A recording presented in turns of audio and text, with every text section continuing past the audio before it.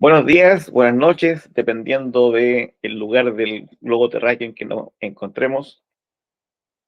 Estamos de vuelta con una nueva entrevistada. América Rebelde nuevamente viaja por América Latina y esta vez llegamos a México. Y vamos a entrevistar a la compañera Nadine Reyes Maldonado, que es miembro o integrante del Comité de Familiares Detenidos Desaparecidos hasta encontrarlos de México. Y también es hija de un revolucionario que se llama Edmundo Reyes, guerrillero del Ejército Popular Revolucionario, movimiento guerrillero que hoy día se mantiene en pie en México y que se encuentra desaparecido. Eh, la realidad mexicana, ¿cierto? Es una realidad bastante compleja. Eh, es una historia de mucho combate y lucha, de mucho movimiento insurreccional, revolucionario, desde los tiempos de Zapata y Villa hasta el presente. Y también un país, un pueblo que ha sufrido múltiples masacres, siendo la más recordada, ¿cierto? La más conocida, la que ocurre también en el año 68, ¿cierto? Así como en Francia se produce la rebelión de trabajadores y estudiantes en mayo del 68, también México tiene el suyo, también tiene su erupción y su levantamiento. Y bueno, los compañeros del Ejército Popular Revolucionario se van forjando en esa historia y van creando sus herramientas, su partido y, y posteriormente también su ejército, a través de fusión, unificación de núcleos revolucionarios, de un tremendo aprendizaje y que se ha logrado mantener en pie hasta el día de hoy. Sin perjuicio de eso, el Estado mexicano eh, no perdió su esencia y su carácter contrainsurgente y ha combatido los movimientos revolucionarios como el mejor Estado burgués que combatió a Villa y Zapata, ¿cierto? Eh,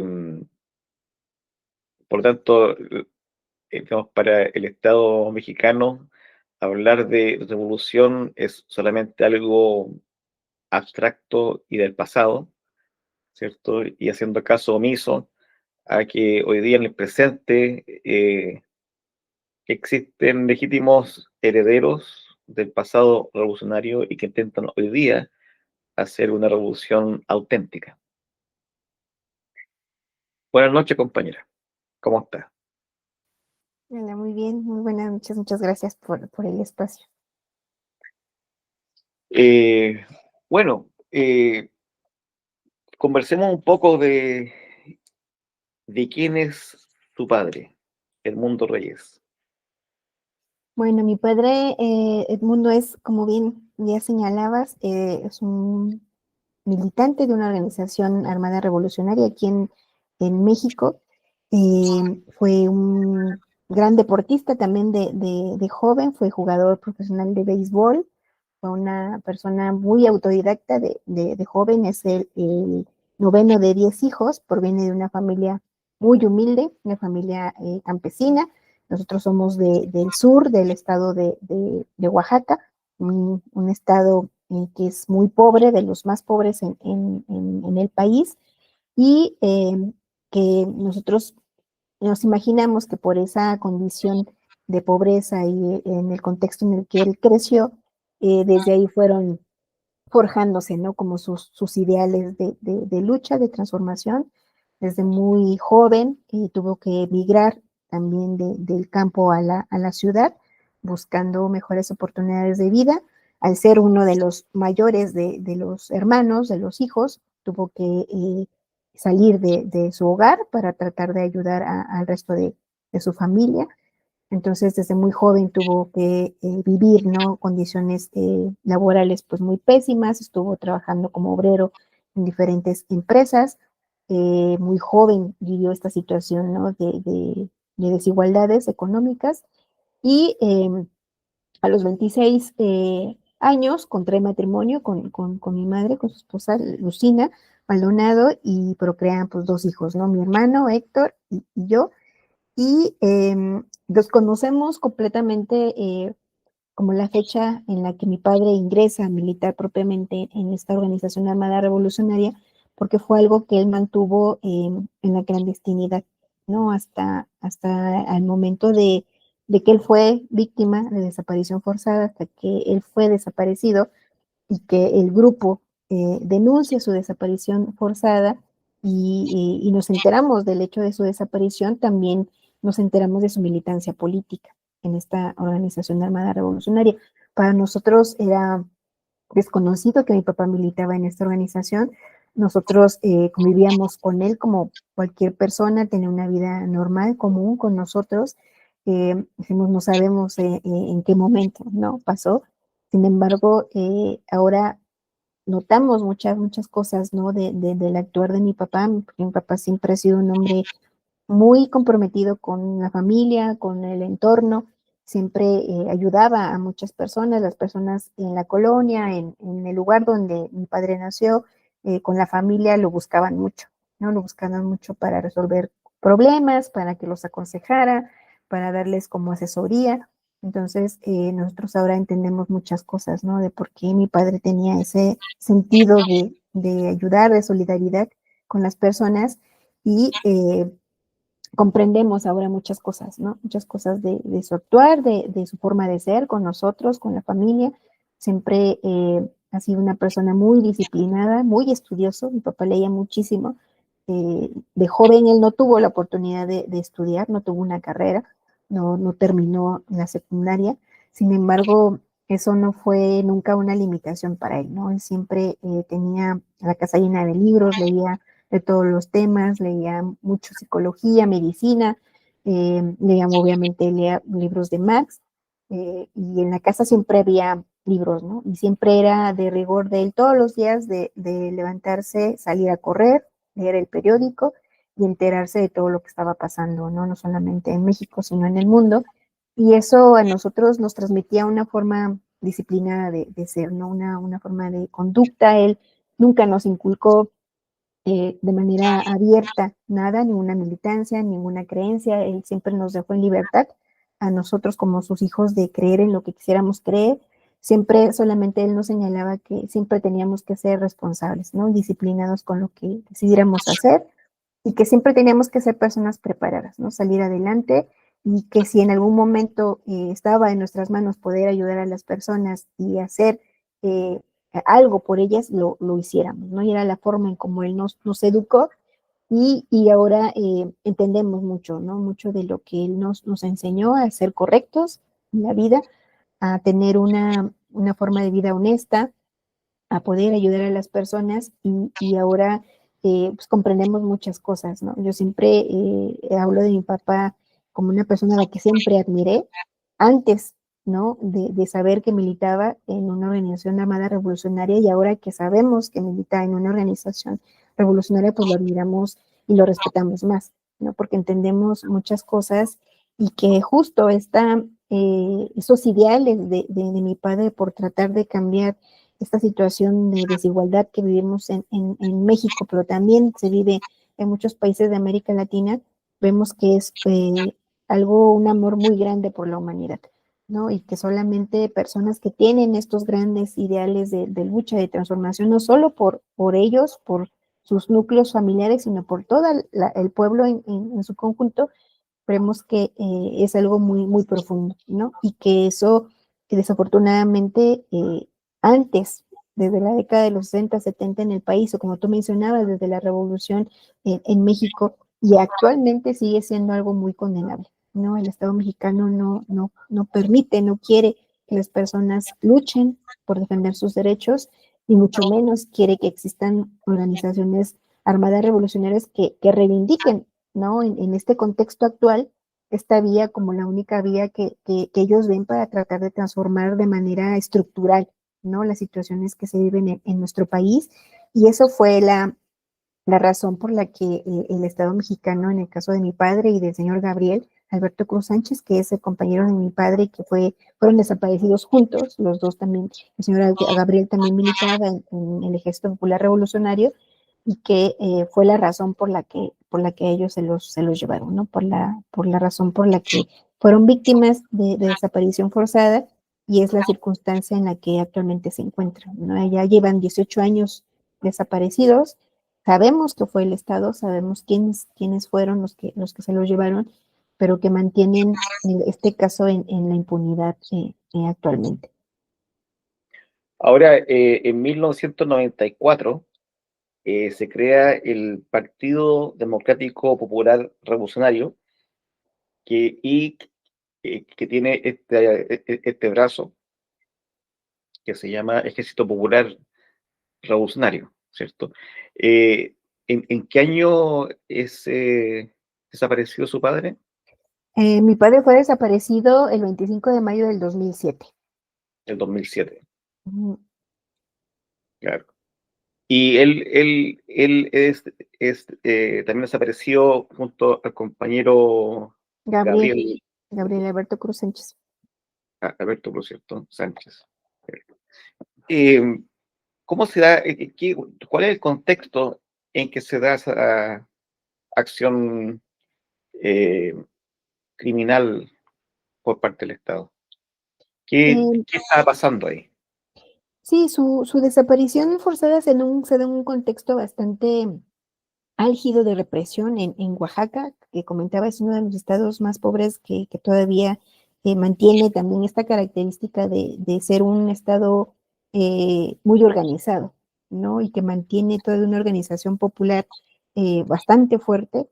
Y el contexto de la desaparición forzada de mi padre y del señor Gabriel se da en el 2006, 2007. En el 2006, no sé si tú recordarás, se da un movimiento muy fuerte con la Asamblea Popular de los Pueblos de Oaxaca, que se denominó APO, que estuvo origen por el movimiento magisterial de Oaxaca, que se empezó a organizar primero por demandas obviamente propias del magisterio, de los maestros, pero que poco a poco empezó a tomar demandas más populares, ¿no? Que tenía que ver justo con esta situación de desigualdad, de pobreza en la que se encuentra el Estado. Y ahora nosotros sabemos que tanto mi padre como el señor Gabriel tuvieron una participación política, no sabemos hasta qué grado, en esta Asamblea Popular de los Pueblos de Oaxaca. Y justo cuando estaba terminando lo más álgido de este movimiento, que fue brutalmente reprimido por el Estado mexicano, hubo muchos maestros desaparecidos, hubo muchos profesores también que fueron asesinados, y hubo un montón de personas que fueron torturadas con la intención justo de romper con esta organización popular tan fuerte que se estaba dando, porque mantuvo al Estado mexicano más de 6 meses, ¿no? En una constante disputa. El territorio en Oaxaca era prácticamente del pueblo, se organizaron muchísimas manifestaciones, revueltas en el Estado, y posterior al 2006, iniciando el 2007, se da la desaparición forzada de mi padre y del señor Gabriel. Ahora que sabemos que ellos tuvieron una militancia, una participación dentro del magisterio, eh, sabemos que ellos fueron desaparecidos justo en el centro histórico de la ciudad de Oaxaca, en unas calles muy cercanas al Zócalo de la ciudad, que es donde se dio todo el movimiento, y fueron desaparecidos en un operativo conjunto, ¿no? Ellos fueron primero desaparecidos, detenidos por la policía del estado de Oaxaca, y fueron llevados a instalaciones de la policía de Oaxaca, eh, y posteriormente fueron entregados al ejército. ¿No? Es lo último que sabemos. A mi padre y al señor Gabriel se les vio en una instalación militar aquí en la Ciudad de México, meses después, 2 meses después de que fueron desaparecidos en Oaxaca, fueron vistos en un campo militar, y por eso sabemos que no fue solamente una acción de autoridades locales, ¿no? De la ciudad de Oaxaca, sino que fue un operativo conjunto en el que el ejército está involucrado, y que obviamente hay una cadena de mando también de muchos autores que son intelectuales y otros materiales de la desaparición forzada. Actualmente, después de muchos años, en el 2019 se logró la detención de 7 policías del estado de Oaxaca que actualmente están presos como partícipes de su desaparición forzada. Obviamente no son los únicos, ellos son como los autores materiales, digamos, que fueron en el momento en el que detuvieron a mi padre, el señor Gabriel, pero están de los principales responsables que fueron los que ordenaron y materialmente estuvieron también, están prófugos, que era el entonces procurador de justicia del estado de Oaxaca, Evencio Nicolás Martínez, ya que era el director, el encargado de la Policía Ministerial de Oaxaca, que era el comandante Pedro Hernández Hernández, que son de los principales como cabecillas de la policía del estado de Oaxaca, están prófugos desde el 2019, ¿no? Entonces, eso nos habla también de la impunidad que persiste, porque solamente hay policías que son de muy bajo rango, los que están detenidos, pero más allá de los militares o estos que son como más mandos más altos, siguen prófugos, ¿no? Aun cuando las autoridades saben, tienen domicilios, pueden hacer intervención de comunicaciones, pueden hacer cateos, no lo han hecho. Desde el 2019 nosotros hemos venido exigiendo que realicen cateos, que interfieran las comunicaciones a fin de poder dar con su paradero, pero no lo han hecho. Entonces, claramente hay una impunidad en su contra y obviamente también sigue pendiente la investigación a altos mandos militares que también están involucrados, pero desafortunadamente en México los militares siempre se han mantenido impunes, ¿no? Desde los años 60, toda la represión que hubo, todos los cientos de detenciones, desapariciones también que hubo en la década de la llamada Guerra Sucia en México, tampoco han sido sancionados hasta la actualidad.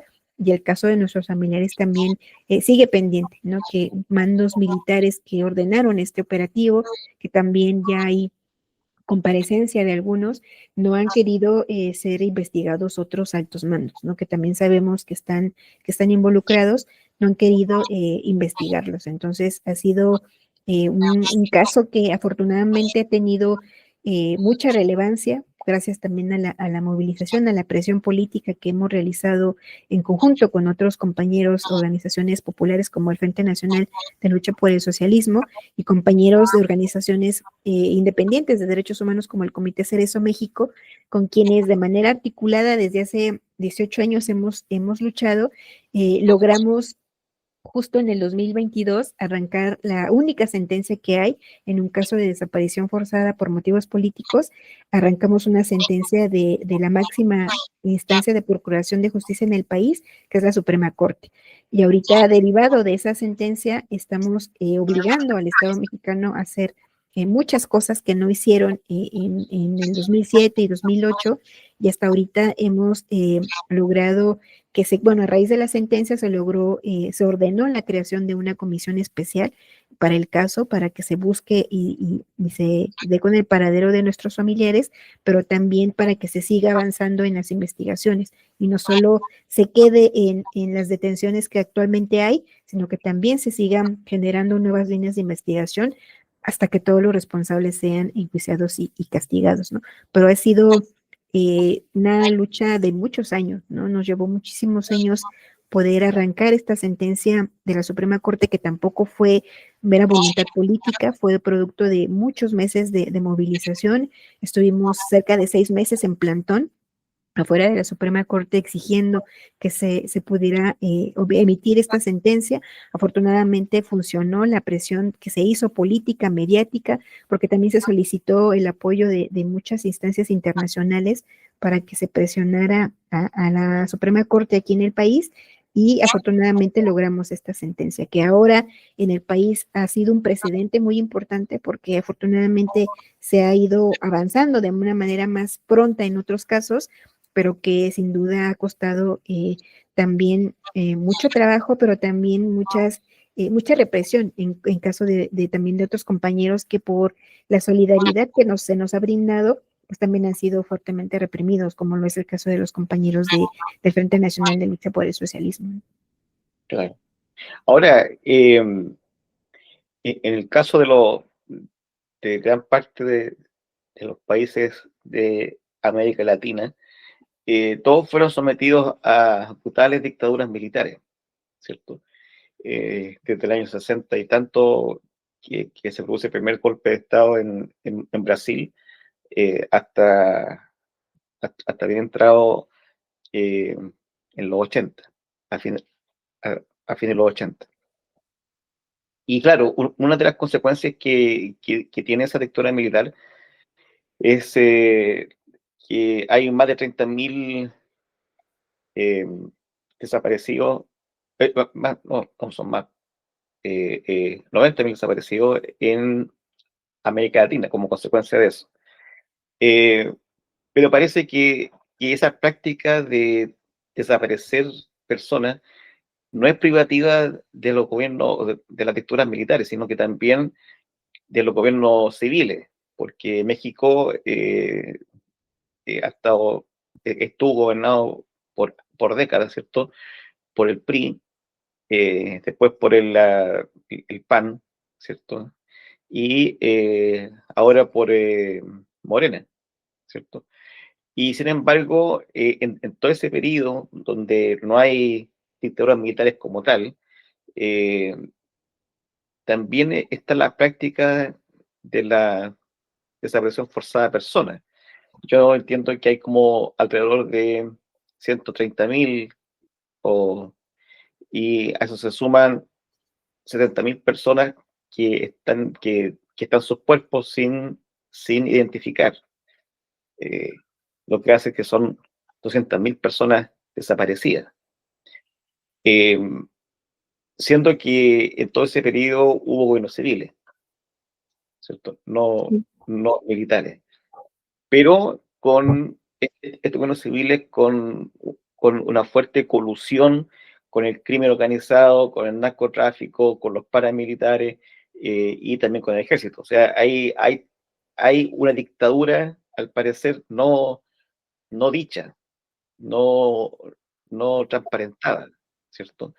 Eh, ¿cómo, eh, eh, ¿Cómo funcionan las asambleas populares, los sindicatos, los centros estudiantiles, los colectivos, las agrupaciones, en un contexto tan difícil y tan represivo donde la desaparición forzada de personas pasa a ser como la primera práctica? Es un contexto bastante complejo porque justo el discurso que se da hacia afuera de tener un gobierno democrático que se dice de izquierda, eh, ha mantenido en los últimos 6 años como una polarización muy fuerte en la sociedad. Es decir, por un lado están los sindicatos, los estudiantes, las organizaciones independientes que mantenemos siempre esta postura crítica de siempre denunciar, de evidenciar que esta situación, en el caso concreto de las desapariciones forzadas, se ha mantenido independientemente, como bien señalas, de los gobiernos, porque desafortunadamente esa política se ha mantenido, se siguen cometiendo desapariciones forzadas por motivos políticos también, aunque esta presidenta Claudia Sheinbaum diga que ya no hay desapariciones forzadas, se sigue manteniendo, pero también por otro lado hay esta estrategia de los programas sociales que está destinando al pueblo, es decir, hay muchas becas que están destinadas a estudiantes, a las personas adultas mayores se les está dando un apoyo, a las madres solteras, a los trabajadores que no tienen empleo, es decir, se ha estado diseñando todo un programa social, que nosotros decimos son medidas paliativas únicamente, que mantienen como esta polarización, ¿no? Por un lado, un gran sector del pueblo mexicano apoya mucho a la presidenta actual, desde el gobierno también de Andrés Manuel López Obrador, y por el otro lado estamos las organizaciones independientes, los sindicatos, los jóvenes, los estudiantes que siempre hemos sido críticos, ¿no? A este gobierno y independientemente del color que sea, nosotros decimos, se mantiene esta política selectiva también por un lado de represión, porque se mantiene también esta persecución política en contra de organizaciones de derechos humanos, en contra de organizaciones populares independientes y de todo aquel que obviamente critique y cuestione este gobierno.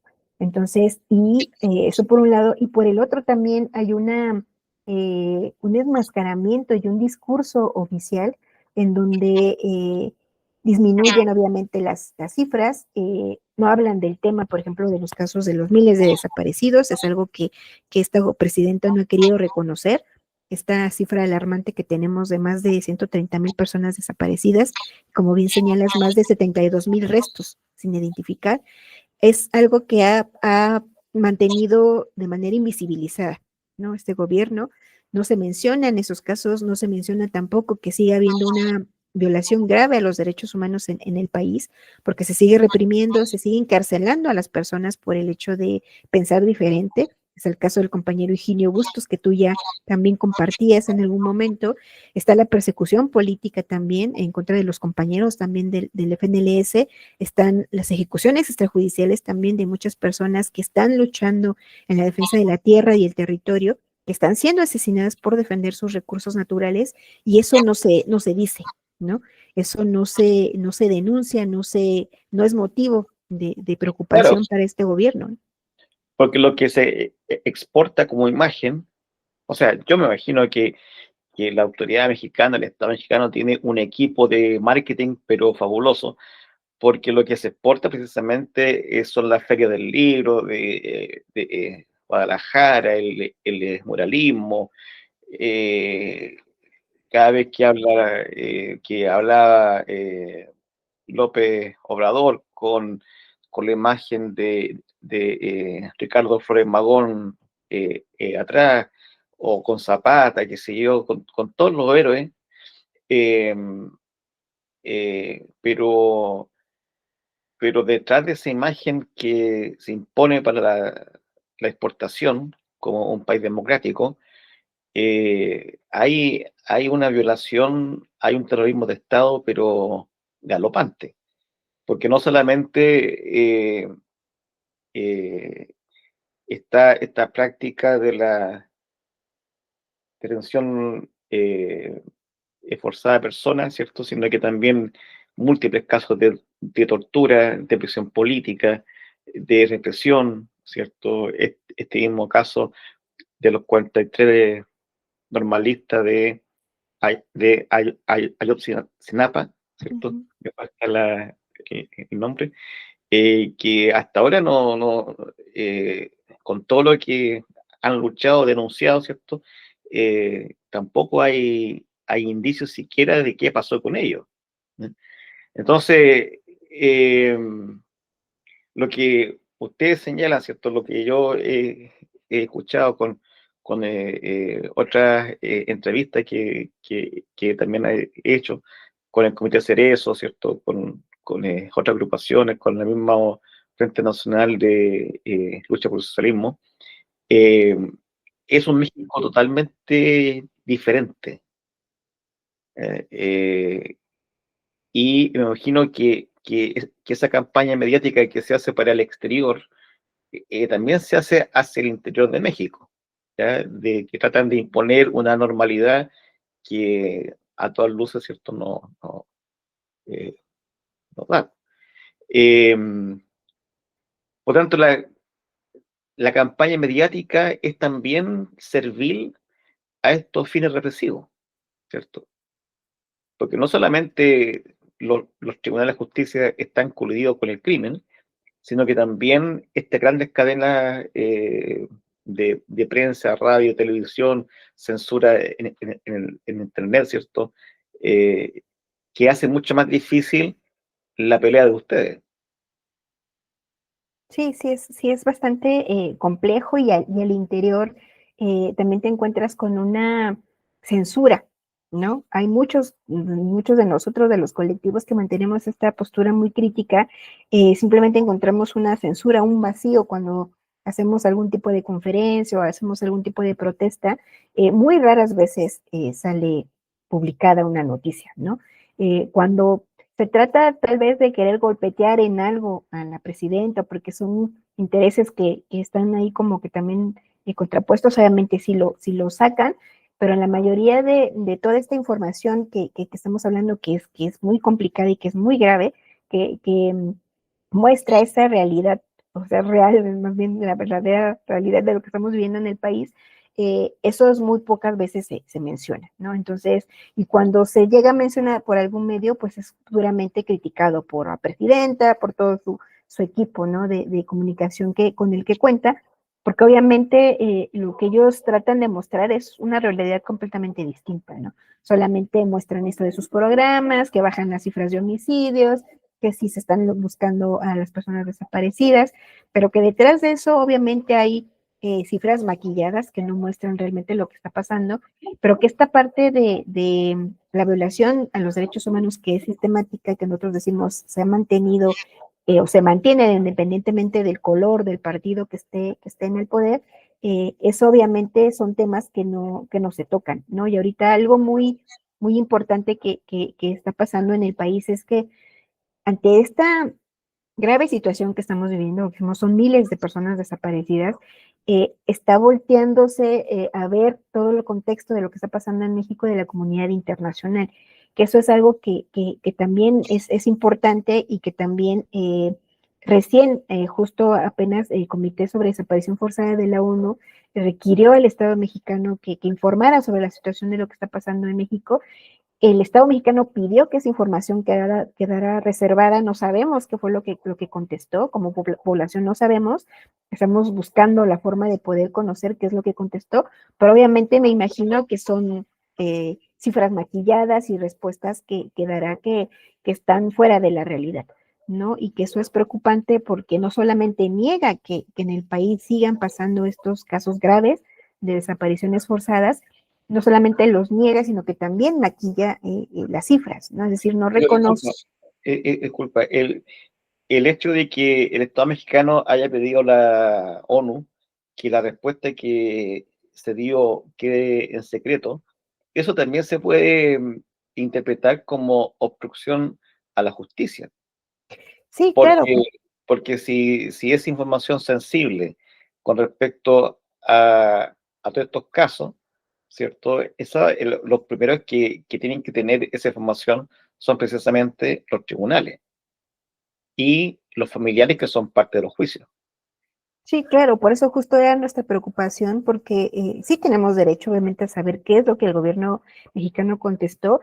Estamos pensando que también se tendrá que recurrir en algún momento a solicitar la información al Comité sobre Desaparición Forzada, pero también es importante esta presión que se está ejerciendo, ¿no? Es decir, ante esta magnitud de casos que ya se tienen en el país y que no se atienden y que siguen incrementándose, porque todos los días desaparecen más de 10 personas en México, eh, también tiene que haber una respuesta más grande, ¿no? Es decir, es una respuesta que tiene que ser estructural ante toda esta situación de impunidad y que ahora a este gobierno actual se le ha hecho muy fácil señalar que las desapariciones actuales se las acuña a la delincuencia organizada, ¿no? Es decir, quieren lavarse las manos diciendo que todos los casos son de desapariciones que comete la delincuencia, que son jóvenes, mujeres, hombres que se van por su propia voluntad, que no están desaparecidos, que solamente se fueron y que no quisieron avisarle a sus familias, ¿no? Cuando de verdad todos los días tú ves fichas de jovencitas, de niños, de jóvenes que están desaparecidos y que desafortunadamente en muchos casos son localizados sin vida, son asesinados, pero que también ves claramente esta colusión clara que existe, esta quiesencia del Estado mexicano, porque ellos saben en dónde operan estos grupos de la delincuencia, no saben perfectamente en dónde están, cuáles son sus rutas, conocen Claro, perfectamente cómo porque, operan, ¿no? porque es muy raro, porque si uno toma la Constitución mexicana, ¿cierto? Uno se va a dar cuenta que como en todos los estados burgueses, es el Estado mexicano el que tiene el monopolio de la fuerza, ¿cierto? Y ese monopolio de la fuerza, ¿cierto? Se representa a través de las Fuerzas Armadas, la aviación, la marina, que sea el ejército, las policías. Y cada una de esas ramas tiene su propio servicio de inteligencia, ¿cierto? Más Así es. todavía en México, que es un estado federal con estados, con sus guardias, qué sé yo, en fin. Entonces, el principal deber de un estado es precisamente cuidar a sus ciudadanos, a sus compatriotas. Entonces, que haya ciudadanos que el Estado no sepa dónde están, es una cosa muy extraña, porque está faltando al principal deber, ¿cierto?, de Ujú. cualquier Estado decente, ¿cierto?, que es cuidar la vida de sus conciudadanos, más Así todavía es. con todos los recursos militares, de inteligencia, en fin, con ese monopolio tan férreo de la fuerza. eh, no calza que hayan 200.000 personas que el Estado mexicano no sepa dónde están. Así es, entonces sí es absurdo, ¿no? El que querer engañar a las personas que digan que no saben o que solo se las acuñen a la delincuencia cuando claramente hay una complicidad, ¿no? Y una aquiescencia. Y en otros casos sí claramente una responsabilidad por comisión, como es el caso de nuestros familiares, que claramente fueron elementos del Estado quienes cometieron su desaparición forzada, pero aún así en todos los casos hay una impunidad que es sistemática también, ¿no? Es decir, muy pocos casos cuentan con sentencias en nuestro país y que eso, aunado a los miles de casos que son, pues se demuestran que casi la impunidad es absoluta, porque son miles de casos y todos esos casos, en la mayoría de ellos, muchos no tienen también ni siquiera denuncias también, porque en muchos casos las familias son amenazadas, son hostigadas para que no denuncien. Entonces, además de esa cifra horrenda que tenemos de más de 130,000 personas desaparecidas, decimos, hay miles más porque no se denuncia, porque los ministerios públicos son los primeros en estigmatizar, en intimidar a las familias para que éstas no denuncien y eso te arroja una cifra que sería el doble o el triple de lo que realmente está pasando en el país, porque esos registros también no están debidamente clasificados, no están actualizados y obviamente maquillan muchos de los casos que tienen en esos registros y que muchos ni siquiera están, ¿no? Nosotros hemos hecho los ejercicios de muchos casos que nosotros conocemos, buscarlos en esos registros oficiales y no están. Entonces decimos, muchísimos casos más obviamente no están en documentados y eso te habla de que serían miles de casos más, ¿no? Lo cual ya es bastante grave y que decimos no vemos una voluntad política real por tratar de cambiar esta situación, de reconocer siquiera, ¿no? Que esto sigue pasando y por lo tanto no lo ven como algo importante a resolver, lo cual es bastante grave y más de un gobierno que se dice de izquierda, ¿no? De un gobierno que se dice progresista, de un gobierno que llegó con estas banderas de ser diferente, de que iba a cambiar, que iba a hacer las cosas de otra manera, vemos que desafortunadamente mantiene estas mismas políticas y que desafortunadamente la situación en el país pues está bastante compleja, ¿no? Bastante polarizada por este amplio sector que ¿No? también cuenta con el apoyo del pueblo, ¿no? O sea, el pueblo reconoce mucho a la presidenta por todos estos apoyos que ha dado y que desafortunadamente eso a veces hace más difícil la lucha, ¿no? Porque también la gente te critica, te cuestiona y dice, por qué le reclamas si ellos no son los responsables? Eso pasó durante el PRI, con el PAN, ellos son diferentes, entonces es más difícil también poder No. llegar a la gente por esta misma situación que ellos ven que supuestamente es diferente, ¿no?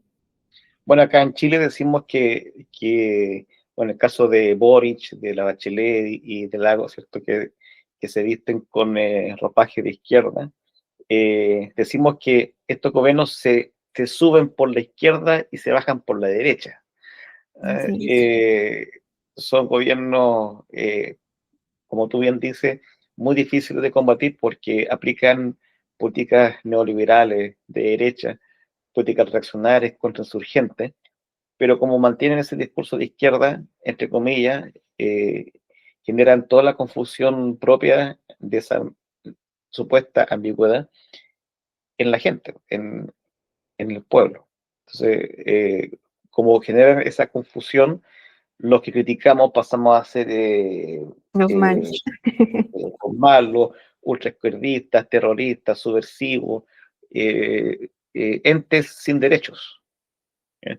Contra los cuales se pueden cometer todos los crímenes posibles porque al combatirnos se está defendiendo supuestamente esa democracia, ¿eh?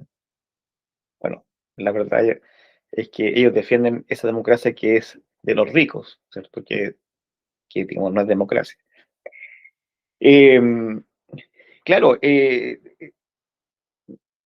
porque al final de cuentas, más allá del partido que gobierne, son gobiernos burgueses, son gobiernos que defienden los intereses de esa clase dominante Así es. que hay en todos los países. Y en el caso de México, bueno, México sigue siendo, según los estudios, el país más violento de América Latina, ¿cierto? Con más alta criminalidad, femicidio, en fin, con una fuerte presencia del narcotráfico, pero también comparte un sitial junto a Brasil y Chile. ¿Ya? Y el sitial que comparte con Brasil y Chile es que esos tres países, más o menos, puntos más, puntos menos, eh, tienen la nefasta coincidencia en que el 1% más rico de Chile, de México y de Brasil se lleva el 50% de toda la riqueza. Entonces, claro, si en México se da eso, que el 1% más rico se apropia, ¿cierto? Del 50% de la riqueza, y México es uno de los países más poblados, ¿cierto?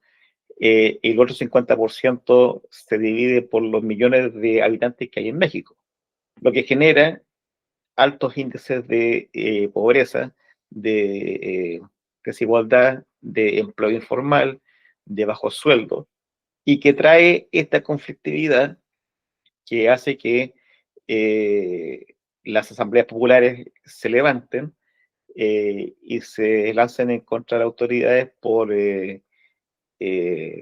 sea, básicamente en defensa de la vida, ¿cierto? Porque la vida no se puede vivir, ¿cierto? En condiciones de pobreza, ¿cierto? Así es. Entonces, estas políticas represivas también tienen que ver con cómo hay un dato por ahí, eh, cómo la lucha de clases se va agudizando también, ¿cierto? ¿Y eso cómo se da en México? Siento que es un país federal y que cada estado, ¿cierto?, es prácticamente autónomo. Sí, es complicado también porque justo a veces ese es el argumento, ¿no?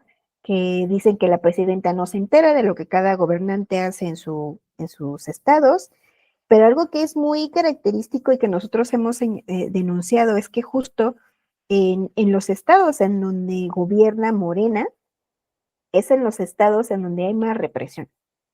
Y eso, entre comillas, Morena, porque son candidatos que estuvieron o ya han brincado, como decimos aquí en México, les llamamos chapulines, que brincan de un partido, eran del PRI, luego se fueron al PAN y ahora son de Morena, ¿no? Y justo son gobiernos que se dicen, obviamente, de Morena, son los estados en donde hay mayor represión, como es Chiapas, que justo es uno de los estados que también tiene de los más pobres, Michoacán, que podrás haber visto recién también, los compañeros fueron fuertemente reprimidos, los compañeros del Frente Nacional de Lucha por el Socialismo, y otros estados de la República que mantienen estas características represivas al puro estilo priista, ¿no? Y que obviamente se escudan en esta situación de que cada gobierno es autónomo y que la presidenta no se entera de lo que sucede en los demás estados de la República, ¿no? Cuando obviamente nosotros decimos cuando son cuestiones así de magnitudes grandes de represión, la presidenta no puede no estar enterada, ¿no? Y por lo tanto, como bien señalas, al ser ella la representante de las Fuerzas Armadas, del Poder Ejecutivo de un país, necesariamente conoce el actuar, ¿no? De todos los gobernantes de México. Sin embargo, se lavan las manos diciendo que cada estado es el que se hace responsable de su seguridad, de sus policías, del ejército, pero es una realidad que mantienen esta misma característica de las guardias nacionales que se crearon también, que supuestamente dijeron que iba a ser diferente, porque al tener un mando que no era militar, sino era civil, iban a tener mayor control, ¿no? Que no, no iban a ser tan represivas, que iban a ser como más sensibles, más humanas, que iban a respetar los derechos humanos.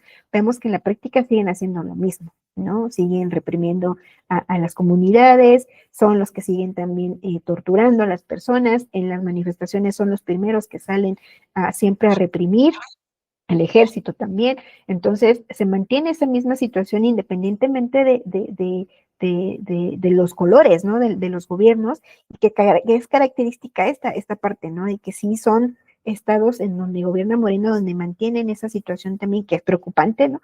Porque si ellos van con el discurso de que son un gobierno diferente, pues tenemos que señalar y denunciar estas prácticas que continúan realizando, ¿no? Y más cuando se dicen que es un gobierno de izquierda y un gobierno progresista, pero sí se mantiene esta misma situación y obviamente pues sigue habiendo estas resistencias y estos esfuerzos organizativos de los sindicatos, del magisterio, pero que son los sindicatos y las organizaciones que siempre han tenido una línea independiente, ¿no? Porque obviamente los sindicatos, como decimos aquí, los charros, los que son más ligados al gobierno, ellos mantienen su línea, ¿no? De ver por sus propios intereses, pero sí se mantiene siempre esta lucha constante de las organizaciones que tenemos una línea independiente por evidenciar y señalar todas estas prácticas que sigue habiendo de represión, de desigualdad también, pero que sin duda es muy complicado, ¿no? Es muy complicado por esto que ya comentábamos,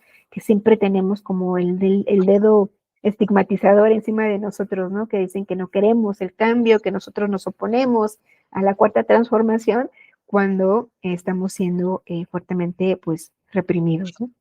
Ahora, eso desde afuera, yo el otro día escuchaba, no sé en qué parte, hablar de la cuarta transformación y me parecía tan esotérico, por decirlo de alguna forma, porque yo decía, no han logrado ni la primera, ni la segunda, ni la tercera transformación y ahora van por la cuarta.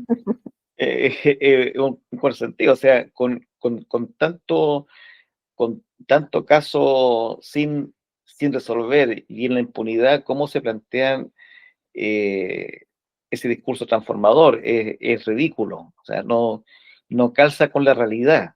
Exacto. No calza, ¿cómo pueden transformar un país donde el 1% más rico se lleva el 50% de la riqueza? O sea, no da, ¿ya? Para Sí, no, nada. es absurdo, pero justo este discurso que mantienen, pues hay un porcentaje muy amplio de la población que se lo cree, ¿no?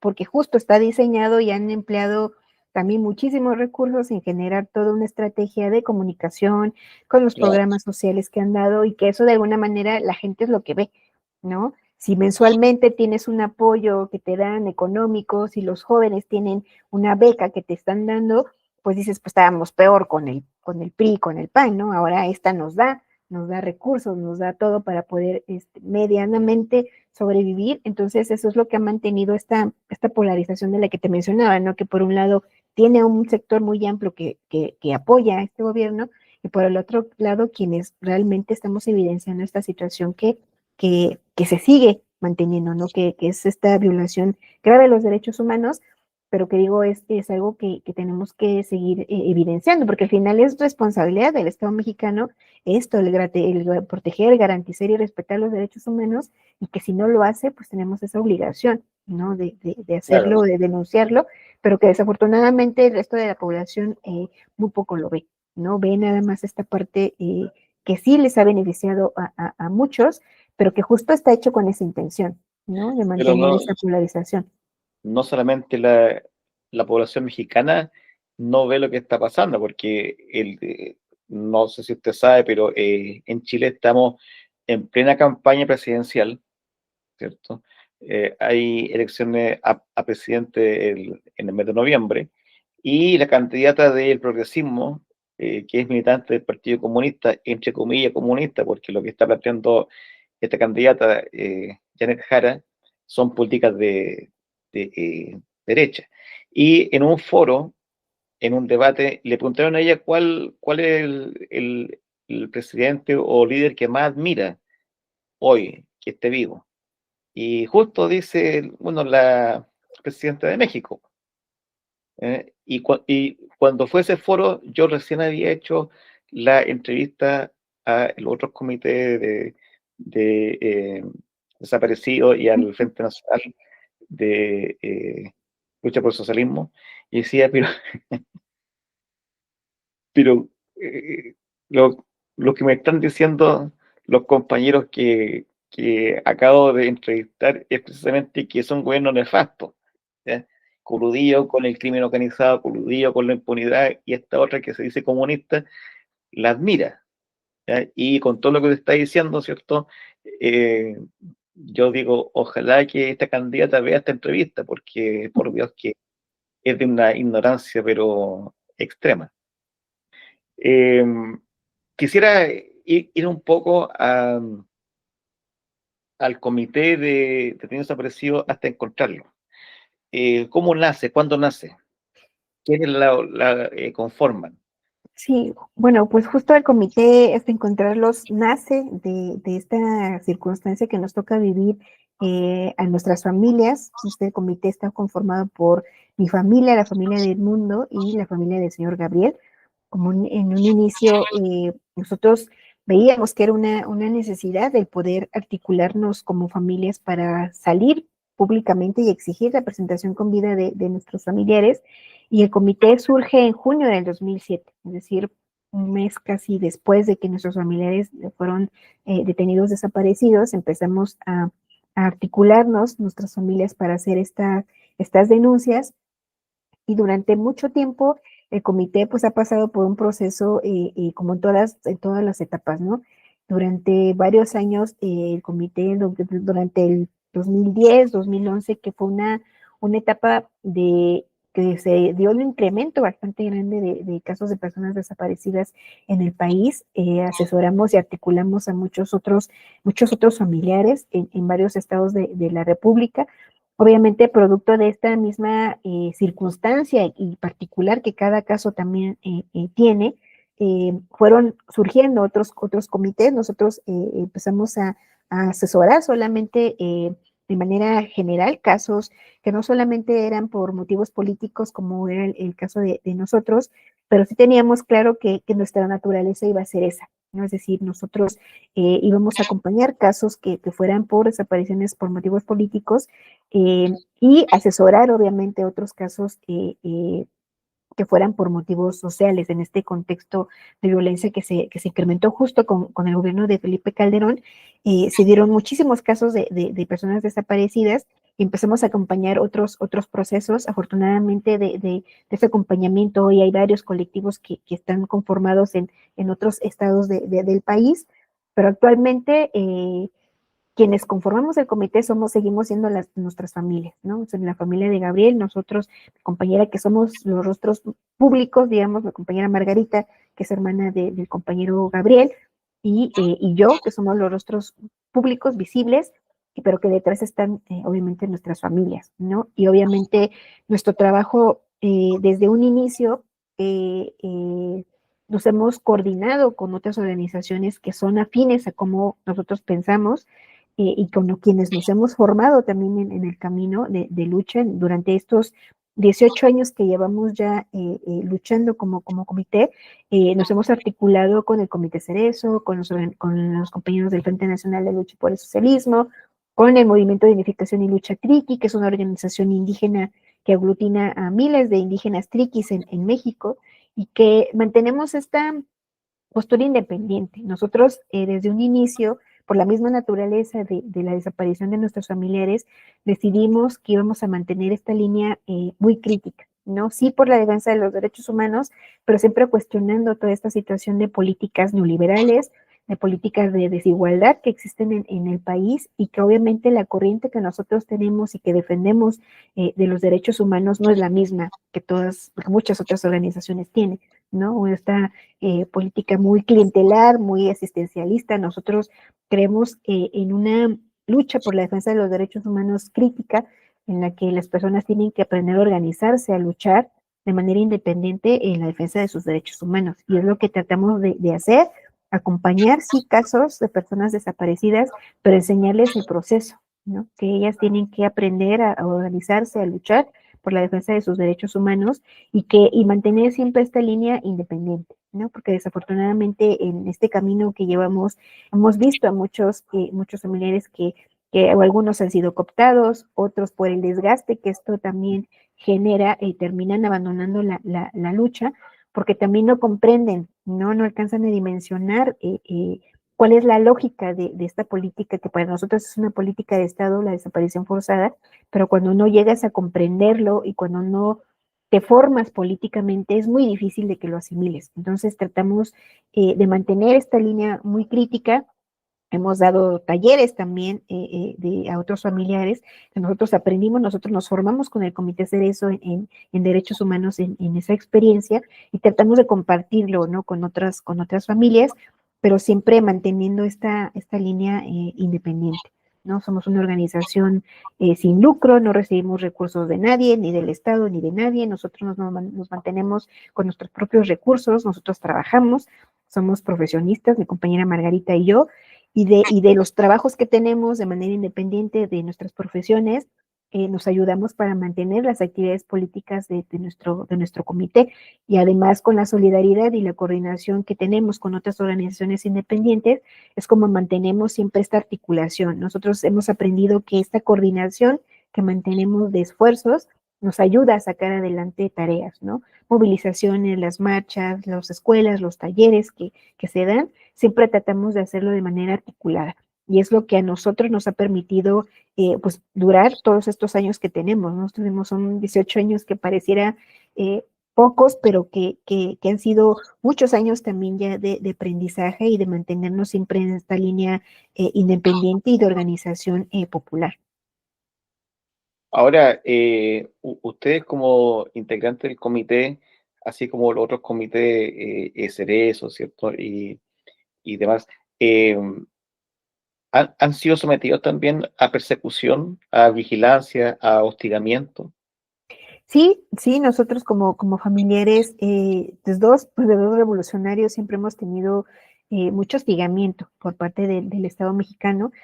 El Estado en su idea absurda de que nosotros sabemos, ¿no? De la organización a la que pertenecían nuestros familiares, siempre hemos sido muy criminalizados, ¿no? Al inicio fue más, a raíz de que empezamos a hacer más visibilización y más presión política, a veces cesa, pero sí ha sido claramente una persecución hacia nuestras familias, hacia nuestros hogares. Durante mucho tiempo fuimos hostigadas, vigiladas en nuestros domicilios por parte del Estado mexicano. Incluso también hubo en algún momento denuncias, trataron de iniciar carpetas de investigación en contra de la familia de mi compañera Margarita, tratándolos de señalar como células también del EPR. Es decir, se ha tratado de criminalizar a nuestras familias también como una forma de, de que dejemos, ¿no? De luchar por nuestros familiares. Y también hemos tenido en las actividades que realizamos, hemos tenido también persecución, ¿no? Hemos siempre tenido vigilancia, siempre nosotros lo hemos denunciado, llegan personas que se dicen periodistas, pero que después investigando resulta que no son periodistas, sino son policías, son personas de inteligencia que se acercan a las actividades que hacemos con esa intención, ¿no? De criminalizar, de tomar fotografías, de estar hostigando y que muchas veces esas acciones de intimidación pues buscan también después generar otras medidas represivas, ¿no? Como ya desafortunadamente lo hemos visto con los compañeros, pero nosotros hemos siempre señalado la responsabilidad del Estado, ¿no? Siempre decimos que cualquier actividad que realicemos o cualquier situación que enfrenten nuestras familias o nosotros en nuestra persona, pues es responsabilidad del Estado, ¿no? Siempre en la actualidad ha disminuido un poco, pero siempre que hacemos actividades públicas, actividades de presión, de denuncia, siempre tenemos como este hostigamiento policíaco y seguimiento, ¿no? Y a veces es más notorio cuando son en estados cuando hacemos las actividades. Por ejemplo, nosotros cuando hacemos las actividades en Oaxaca, que es el lugar en donde nuestros familiares fueron desaparecidos, notamos más esa persecución, ¿no? Cuando estamos en otros estados con los compañeros de las organizaciones con las que nos coordinamos, siempre notamos porque es más visible el seguimiento, es más visible que te estén tomando fotos, que se acerquen personas vestidas de civil. Entonces siempre ha habido ese hostigamiento que lo que pretende es que dejemos, ¿no? de denunciar, que dejemos de luchar, pero nosotros somos conscientes de lo que estamos haciendo, ¿no? Y del derecho que tenemos a saber sobre el paradero de nuestros seres queridos y que nos mantenemos siempre en esta línea de lucha, obviamente siempre documentando y denunciando lo que pasa, nos pasa a nosotros, pero también a los compañeros con los que nos coordinamos. Sí, pues son las mismas tácticas que emplea Pinochet en Chile, el seguimiento, la intercepción telefónica, Ujú. El hackeo de páginas web, el seguimiento, la amenaza, etcétera. Accidentes que ocurren, ¿cierto?, de forma Ujú. extraña, ¿ya? Claro, pero eso era Pinochet, pues era la dictadura Pinochet, ¿cierto? Pero como en México oficialmente estamos en democracia, entonces es un poco extraño que Eso esas no cosas, pasa. Ellos dicen que eso no pasa. ¿no? Es que, es que también yo creo que eso se da porque, eh, bueno, yo investigando aquí en Internet, ¿cierto? He dado con varios documentos, páginas web muy interesantes, partiendo por la página del Frente Nacional de Lucha por el Socialismo, muy interesantes los artículos, la página de OLEP, de, de Comité Cerezo también. Di también con la revista El Insurgente, que es del, del Ejército Popular Revolucionario. Y claro, son contenidos muy buenos. ¿Ya? Entonces, claro, como los planteamientos de los comités de búsqueda de los movimientos revolucionarios son de buena calidad, eh, el Estado no tiene argumentos suficientes para contrarrestarlo. Entonces, la única forma que tiene, su único argumento que le queda es precisamente la represión, ¿cierto? Como ya está carente y vacío de cualquier precepto filosófico, teórico, justo, bueno, tiene que encarcelar, perseguir, amedrentar y imponer al final de cuentas su tan mentada impunidad. Es expresión de la cobardía, en el Sí, así fondo. es. Ahora, eh,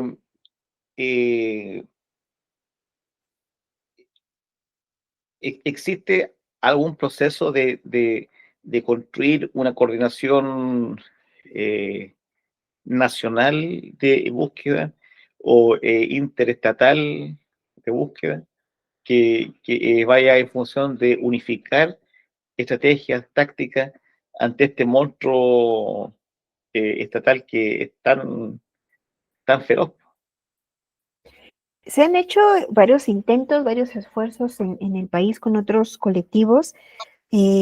Desafortunadamente ha sido tanta la necesidad de muchos colectivos de familiares y que es entendible de ser ellos quienes salgan a buscar a las fosas con las palas, los picos, que ha sido muy difícil porque tenemos visiones y esto que te comentaba, este análisis, ¿no? de la realidad, de la situación que se vive en el país, que es muy complejo tratar como de homogeneizar. Sin embargo, con las compañeras que entrevistaste ya también la ocasión pasada, hemos como tratado de coordinar como algo muy mínimo que ha sido ahorita una exigencia que hemos mantenido, que es que estamos exigiéndole al gobierno mexicano la contratación de peritos independientes para la búsqueda. Esto porque obviamente no hay confianza de las búsquedas que realiza el Estado mexicano, porque en muchos casos las búsquedas las hacen mal y cuando llegan a encontrar restos no los identifican correctamente, ¿no? Lo que ya habíamos hablado, en México hay una situación muy grave que no solo son las familias las que buscan, sino que una vez que las familias encuentran los restos, son entregadas a las autoridades de México y los vuelven a desaparecer. Es decir, en México las CEMEFAS están desbordadas de cuerpos, no los identifican plenamente y los vuelven a desaparecer. Esos restos no son debidamente identificados, no son resguardados en un lugar adecuado para su después recuperación e identificación plena por parte de las familias. Y eso nosotros decimos que es terrible, porque no solamente estás deslindando la responsabilidad en las familias, sino que una vez que ellos encuentran los cuerpos, las autoridades los vuelven a desaparecer. Entonces es sumamente muy grave y nosotros hemos tenido una experiencia propia en el caso de nuestros familiares, de que obviamente las búsquedas las están haciendo mal y que no tienen peritos expertos en la búsqueda en campo y que eso obviamente no va a llevar a ninguna búsqueda eficaz. Entonces decidimos junto con las compañeras y otros colectivos hacer este llamado a las autoridades mexicanas para la contratación de peritos independientes, que hasta el momento no hemos tenido una respuesta general por parte de las autoridades. Obviamente sabemos que se van a negar porque también estos peritos los tiene que pagar el Estado mexicano, obviamente, no las familias, y que eso es lo que más les duele, ¿no? No quieren destinar recursos para estos peritos independientes, quieren que seamos las familias quienes los cubramos y decimos que no, porque es responsabilidad del Estado mexicano atender esta grave situación que se vive en el país, pero que vemos también que hay una nula voluntad política para hacerlo. Entonces, creemos que tratando de ir articulando algunos aspectos que compartimos, pudiera ser que se pudiera generar como una articulación, pero es bastante complejo, ¿no? Es bastante complejo porque cada caso también tiene una particularidad, cada familia, cada contexto que vive la familia es muy, muy difícil y que es muy, muy complicado, ¿no? Poder generar como una estrategia en particular general, pero creo que en puntos específicos como este hemos tratado como de ir articulando, que estamos todavía pensando qué otras cosas hacer a raíz de esta petición que hicimos, de seguir señalando estas deficiencias que tienen las comisiones de búsqueda en México, ir documentando esta situación y seguir haciendo esta exigencia, ¿no? Y esa presión también internacional, porque mecanismos internacionales ya han hecho mención de esta situación que México tiene que solicitar esa ayuda internacional de expertos independientes porque es una realidad que están rebasados, ¿no? Y si no rebasados en cuestiones de capacidad, hay una clara nula voluntad política, ¿no? Y que si no se les obliga a atender esta situación, pues vamos a mantener quién sabe cuántos años más esta situación, ¿no? De no poder identificar a las personas que ya están en estos espacios de las autoridades de las EMEFOS en México, que son los lugares en donde resguardan, supuestamente deben de resguardar los restos. Entonces vemos que es una situación que no puede esperar, ¿no? Entonces vamos a seguir presionando en ese sentido, y obviamente en el caso de nuestros familiares también, ¿no? Porque para el caso del Mundo y de Gabriel también se ha exigido que peritos internacionales independientes acompañen el caso. Nos han permitido que estén presentes en las reuniones que tenemos, pero no han querido contratar los peritos independientes. Entonces es algo que también seguiremos exigiendo, porque de nuestra parte y de parte de las miles de familias en México no tenemos confianza en las autoridades. Entonces, por eso es que son ellas quienes salen a buscar, somos nosotros quienes siempre hacemos toda la investigación, porque no hay una plena confianza en las autoridades. Entonces, pudiera ser, ¿no? Que ese sea como un punto en el que podemos coincidir, pero independientemente de eso, nosotros nos mantenemos muy respetuosos, ¿no? De los procesos de cada colectivo, de cada familia, aunque a veces no estemos completamente de acuerdo, lo respetamos, ¿no? Respetamos y a veces vemos en qué medida se poder coordinar estos esfuerzos, sobre todo cuando se trata de evidenciar todas estas irregularidades, ¿no? Y falta de profesionalismo por parte de las comisiones de búsqueda en el país. Y seguiremos, ¿no? Seguiremos denunciando y tratando de articular en estos esfuerzos de búsqueda con otros colectivos en el país. Bien complejo, porque lo más probable es que el lema del Estado, del gobierno, sea buscar, pero no encontrar, ¿no es cierto? O sea, hacer como que se busca, pero en el fondo no tiene la intención de encontrar, porque se encuentra el cuerpo del compañero que había estado desaparecido. El problema siguiente es cómo La murió. justicia. Ujú. ¿Quién? ¿Quiénes fueron los criminales? Y eso, el cuerpo en el fondo es la pieza que falta para desentrañar todo el misterio del crimen. Y eso lleva directamente al Estado. Entonces son 200.000 personas que acusan al Estado como responsable. Así es. Y eso significa autoridades de peso que caen, eh, implica también reconocer los nexos del Estado con el crimen organizado, con los paramilitares, y también, como derivado, generar toda una política de reparación del Estado, por parte del Estado, y reconocerse el Estado como Estado criminal, ¿cierto? Entonces, claro, es un tema muy complejo. Eh, o sea, para ellos, ¿cierto? No saben qué hacer. Y mientras más tiempo pase en que no hagan, la bola va creciendo cada vez más. Compañera, estamos llegando al final de la entrevista. Eh, cada vez que entrevisto a algún compañero o compañera de México, no me dejo de impactar. Porque, bueno, es terrible. Es terrible lo que sucede. Quisiera darle las gracias por su tiempo, por su paciencia en explicar lo que está ocurriendo, escuchar lo que ocurrió con su padre y con el compañero Gabriel, esperar de todo corazón que se han encontrado, ¿cierto? Encontrado con vida, obviamente. Vivos se lo llevaron y vivos los Buscaremos. que devolver. Dejarla invitada, ¿cierto? Para que cuando eh, ustedes necesiten publicar algo, denunciar algo, estamos a su más plena disposición.